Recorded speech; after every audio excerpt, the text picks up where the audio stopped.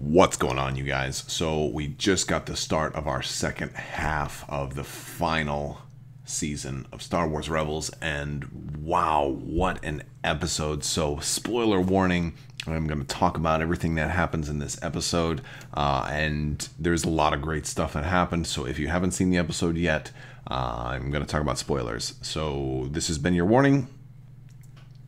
And now let's go. All right, so first off, Kanan cuts his hair. They're getting ready to go rescue Hera. Do not like the mullet. I don't know why Kanan cut his hair. Like, that's maybe a criticism, right? But this, aside of that, that's probably one of my only criticisms of this episode. Is probably, and I'm counting both episodes as one episode because they aired them together. This was probably the best part of season 4 so far. Absolutely the highlight. Absolutely. Rescuing Hera was beautiful. The scene with them flying into the sun, kind of to go get her, was just it was very well done. This whole episode was very emotionally resonant, I thought. They're interrogating Hera, like her back and forth with Thrawn. Like every scene with Thrawn, even as a villain, he makes me love him more. And he's got her Calicori, and they bring that back a little bit. So if you remember from a previous season, he had stolen that from her, and he still got it, and she's mad, So she gets the interrogator droid. She starts getting loopy. That was like one of the highlights, because here's a character. Hera's my favorite rebel in this show. Thrawn's probably my favorite character overall, but Hera's my favorite rebel. She always has been. And she's always so serious. She's always so matronly and in charge, and she's got everything together. And here she just goes, completely different, and there's a good reason for it. Obviously she's heavily drugged from this thing, but it was just a really great moment. And then Kanan rescues her, and like in true heroic fashion, and you get the feeling, Kanan's kind of saying his goodbyes to everybody. So you really kind of get the feeling that he knows that this is the end. So he rescues her. They have a lot of, I should have told you. I need to tell you something, and then they finally have their moment. But before that, you have Kanan versus Rook, and that's a pretty good one. Kanan loses his lightsaber. It's not really revealed what's going to really happen to his lightsaber. Like, where's it going to go? I have a feeling that's something that they're going to leave for a future show. I don't even think we're going to get that fully resolved in Star Wars Rebels. So that's kind of a prediction I'm making, is that Kanan's lightsaber is going to be something that Thrawn's going to end up with. Price has it right now. That Thrawn's going to end up with, and he's going to end up becoming a hero. Like, Thrawn has to be at least a moderate, at least an anti-hero. He's going to end up not necessarily becoming a Jedi. I think he's much too old for that. But I think he's going to pass it down to maybe some Chiss. Maybe the son of Thrawn will become a Jedi. Oh my God, Thrawn's son. It sounds like Thronson sounds like a hero, doesn't it? It sounds like an action hero. Mark Thronson is the last blue Jedi, or something like that. I don't know. So that would be pretty cool. The last blue. You can't call it the last Jedi, or maybe the first blue Jedi, arriving from the unknown regions, wielding Kanan's lightsaber. Something like that. I could see that would be great. Maybe that's one of the new movies they're going to make. So, Hera finally says she loves Kanan. We've kind of known that all along. Their whole relationship, they've pretty much been space mom and space dad. So it's just nice for them to, finally say it at the last minute. They get a nice little moment. Of course, then if you follow modern television, you know that whenever any two tragic characters finally get a good moment, it means that it's about to be shattered. So they evacuate at this fuel depot. They're standing on top of a giant sphere of fuel, and they're about to be rescued, and all of a sudden the walkers come in, and it's artistically tragic because it's kind of predictable at that point, but that still makes it hurt.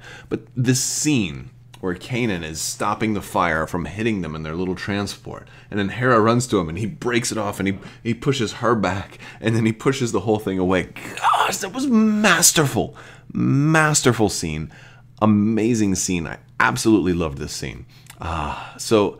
And that's kind of where the first half, or the first episode, kind of lets off, and then after that, it's just great, because in the next episode is they're broken. You really feel everybody's kind of fallen apart and dealing with tragedy in their own way. And maybe this one resonated with me because I've just gone through a lot of tragedy in my life. So I kind of get that, and I totally realize how everybody deals with mourning differently. And if you haven't lost someone very, very close to you, maybe this might not resonate with you as much. But take it from me that this is, it was well done, because you had, Zeb and Sabine who were angry and wanted to go blow something up, and then you had Ezra, who was confused and afraid, and you had Hera, who was just wanted to shut down and cry, and everybody handled it differently.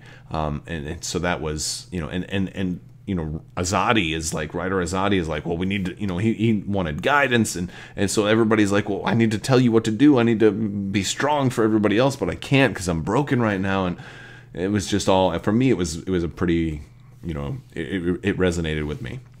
So then you have this deal with Ezra and the wolves, and it turns out that it's all a big dream. Thrawn is talking to, Governor Price. He's very, very angry, and I've never seen him this angry before. He is going to probably strangle her with his bare hands or do something. I don't know. We should have a bet to see who is going to end up taking out Price, because I'm going to call Price is going to probably die within the next 2 episodes, and I don't necessarily think it's going to be one of the rebels that does it. Hera had some really great emotional scenes with Chopper. She added a piece to her Kalikori, and after took only 4 seasons for Chopper to finally not be a jerk, that was that was very, very touching. And then he kind of helped her get her through it, so she's back to full strength now. Then you had the Super Wolf dealing with Ezra, and it was like, oh, I am Dume, and that was kind of cool. I thought it was kind of hard to understand him. I hate when people speak in very, very, very broken language, but you could tell I have a feeling that this wolf, I don't know if they're going to completely explain it. I think they want to leave part of it open up to the audience. But the idea here, I think, is that your spirit can, before they had Force Ghosts, or before, if you didn't know how to do a Force Ghost, that you could come back in maybe animal form, or at least partially. Maybe it was a kindred spirit or something like that. I think they'll eventually expound on it, but I think that's going to be a similar deal with Ahsoka, because they kind of mentioned Ahsoka briefly, and they have this new mission to save the Jedi Temple, because there's something secret down in there, and I wonder if Ahsoka is going to be referenced in that. But it feels kind of strange, like maybe this was really the end of Rebels, and whatever happens after this is just, I don't know, secondary. So I don't know how they can top this episodes in ways of like that feel like they're wrapping up a season. I do need to find out what's going to happen with Thrawn. I do need to find out what's going to happen with Ezra and Sabine.